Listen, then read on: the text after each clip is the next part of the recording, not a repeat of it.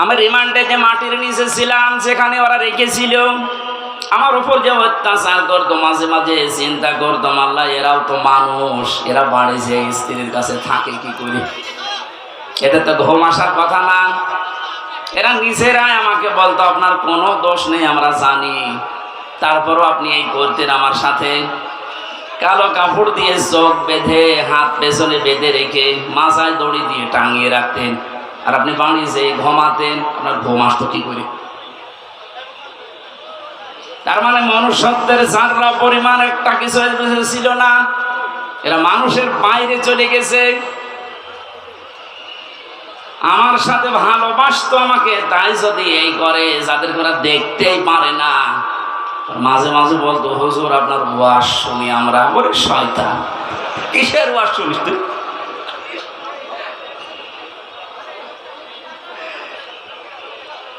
আমি এখান থেকে একটা মেসেজ দিতে চাচ্ছি, যেহেতু রেকর্ড হচ্ছে। আজ শুধুমাত্র হারুন, বিপ্লব, বেনজির এদেরকে নিয়ে আলোচনা হচ্ছে না, আলোচনা বেশি হওয়া দরকার এই টাক মনিরুলকে নিয়ে। বহু মানুষের জীবনে লোকটা নষ্ট করেছে এই জঙ্গি নাটক সাজিয়ে, বিশ্বের কাছে দেখাতে চেয়েছে হ্যাঁ এদেশে এরকম কিছু আছে। 2 টাকা খরচ হলে সেখানে 20 টাকা রাষ্ট্রের খরচ করেছে। এই লোকটা শাস্তি হওয়া দরকার, নয়তো সামনে এরকম বহু শয়তান পেতে আছে, ওরা এসে আবার এটা চালু করবে।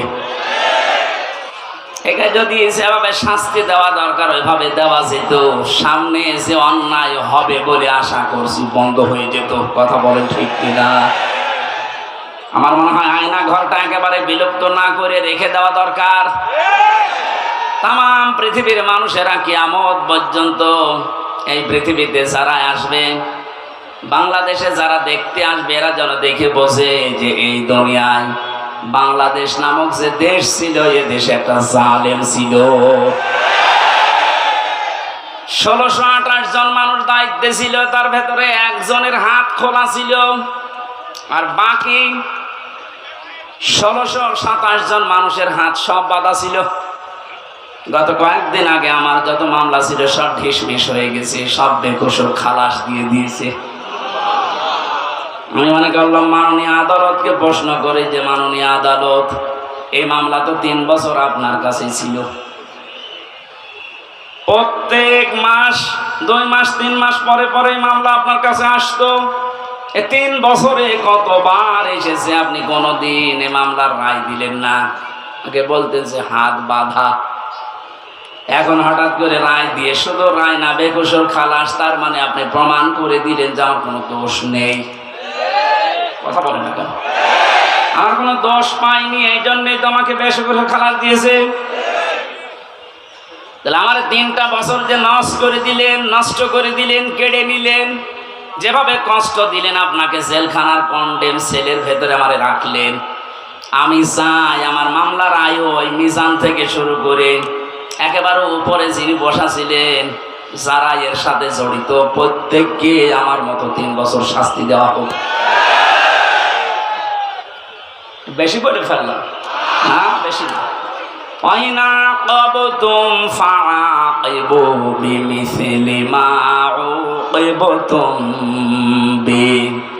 যতটুকু অত্যাচারিত তুমি হও ওই পরিমাণে যদি করো কোনো গুনাহ নেই। আমি তো এটাই চাচ্ছি। আপনি আমার উপরে যা করেছেন, আমারটা আমি বললাম, ব্যারিস্টার আরমানের উপরে যা করেছেন 8 বছর, আমাকে তো 1 তালা মাটির নিচে নিয়েছিলেন, আর ওরে নিয়েছে 3 তালা মাটির নিচে। আজান কি, দিন কখন রাত কখন আমরা জানতাম না, আন্দাজে ইশারায় নামাজ পড়তাম। এই কঠোর অবস্থা 1 দিন 2 দিন হলে মেনে নেওয়া যায়, 8 বছর আপনার কল্পনার বাইরে চলে যাবে। এরপরও অনেকে সাফাই গাছে যে কি করেছে, তারা কুকুরের মতো তাড়িয়ে দিলেন। আজকে তার ছেলে স্ট্যাটাস দিয়েছে, বাংলার মানুষেরা আমার মাকে কুকুরের মতো বিদায় করে দিয়েছে। লজ্জা করেন এই কথা বলতে? কি বলছে না বলছে, মাথা খারাপ হয়ে গেছে। কেন কুকুরের মতো তাড়িয়ে দিয়েছে? তার বাস্তবতায় আয়না ঘর। আমার যতটুকু বাস্তব জ্ঞান আছে, এদেশের 18 কোটি মানুষকে যদি এই জালেমরা যা করেছে, 18 কোটি মানুষ সবাই বলে আমরা মাফ করে দিলাম, উদার হয়ে, ব্যারিস্টার আরমানের বউ জীবনও মাফ করবে না।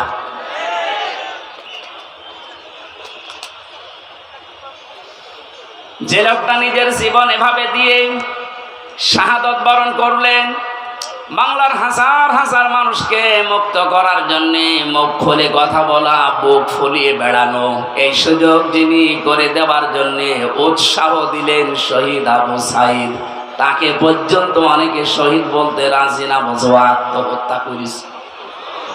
আপনি মানুষ কি অবস্থায় ছিলেন এই 16 বছর আপনি টের পাননি?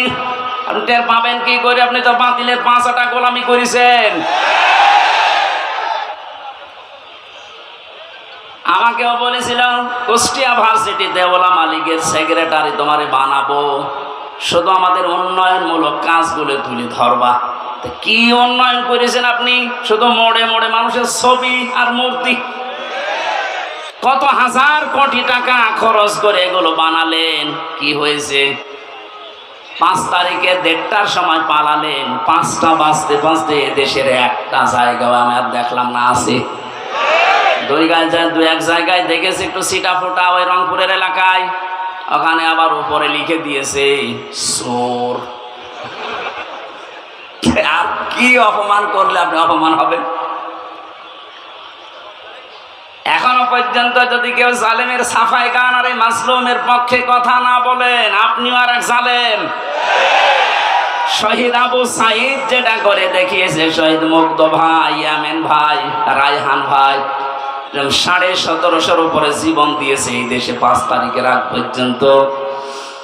যারা এগুলো জীবন দিয়ে গেল, উৎসাহ দিয়ে হাজারো মানুষকে, লক্ষ মানুষকে রাস্তায় নামিয়ে জালেমকে বিদায় দিল, আল্লাহ প্রত্যেককে এই শাহাদতের সর্বোচ্চ মাকাম যেন দান করে।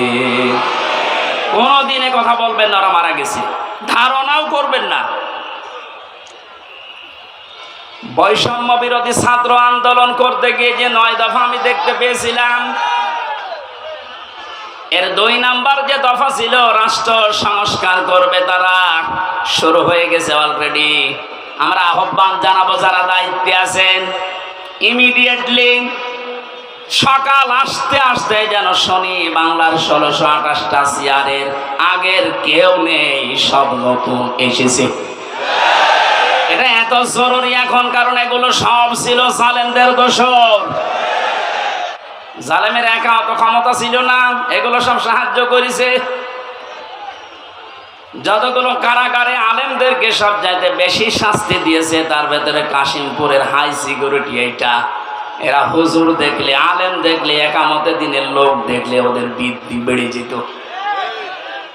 অন্যান্য মানুষ মার্ডার করে এসেছে, তারা সারাদিন ঘুরে বেড়ায়, আর আমার মূল্য চুরি মামলা 24 ঘন্টা ফাঁসির কন্ডেম সেলের ভেতরে তালা লাগিয়ে রাখে, এরপর আবার সিসি ক্যামেরা দিয়ে রাখে, আমার সাথে কেউ যেন কথা না বলে।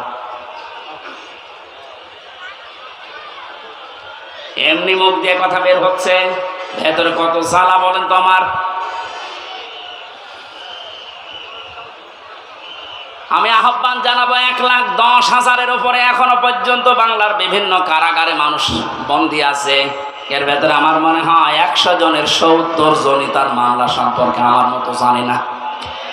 আমি যেমন 3 বছর পরে মুক্তি পেয়েছি, ওরাও দেখবেন 3, 5 বছর, 10 বছর পরে এমনি মুক্তি পেয়ে যাবে। শেষে প্রমাণ করবে আদালত যে এ নির্দোষ, কোনো দোষ পেলাম না। তাহলে 10 বছর নষ্ট করলেন কেন? আমার যে ধারণা, বাস্তবে আমার মনে হয় যত মানুষ বেকসুর খালাস পাবে, এর সাথে যেই পুলিশ জড়িত, যেই কর্মকর্তা জড়িত, যেই বিচারপতি জড়িত, এতদিন আপনি রায় দিলেন না কেন? বলেন আমার হাত বাঁধা। হাইকোর্টের বিচারপতি যদি বলে আমার হাত বাঁধা, তে চেয়ারে বসার দরকার কি? ভ্যান চালিয়ে খান। যেহেতু 1628 জনের মাত্র একটা হাত খোলা ছিল, বাকি সব বাঁধা ছিল, আমার বিচারপতি আমার এই কথাই বলতো, হুজুর কি করবো, এতদিন হাত বাঁধা ছিল, এখন হাত খুলে গেছে, এজন্য কোনো কিছু দেখতে পাই না। আমার মামলাটা এভাবে দেখার পরে বলছে কি নিয়ে বিচার করব, কোনো মাল নেই, খালাস দিয়ে দিলাম। ওনার যেমন হাত খোলা, এখন ন্যায় বিচার করার সাহস পাচ্ছে, শক্তি পাচ্ছে। সারা দেশে যত চেয়ার আছে কারো হাত আমরা বাধা দেখতে চাই না, সব খোলা দেখতে চাই। কালকে আমার রাতে ছিল চৌগাছা, ওসি সাহেব এসে আমার সাথে খাবার খাবে বলে আকাঙ্ক্ষা পেশ করি যে আমি খাবার খাবো। দেখা করার পরে বলছো, হুজুর আমি আপনাকে এই থানায় এই কয় বছর আসতে দেইনি, আমার মাফ করে দেন। আমার কিছু করার নেই, আমার হাত বাঁধা ছিল। শুধু এই ওসি না, এদেশের 1628 জন যে বলছে, আমি হিসাব করে করে দেখেছি 64 জেলার 64টা ডিসি, এসপি, এএসপি, টিওনো, ওসি, এমপি, মন্ত্রী, উপজেলা চেয়ারম্যান, মেয়র, এগুলো হিসাব করে মিলাবেন, দেখবেন কলম খাতা দিয়ে 1628 জন হবে। এই মানুষগুলো এখন সব যেহেতু হাত খোলা, আমরা চাই যে এদের হাত কিয়ামতের আগে যেন আর কেউ বেঁধে দিতে না পারে, তাহলে ন্যায় বিচার কায়েম হবে।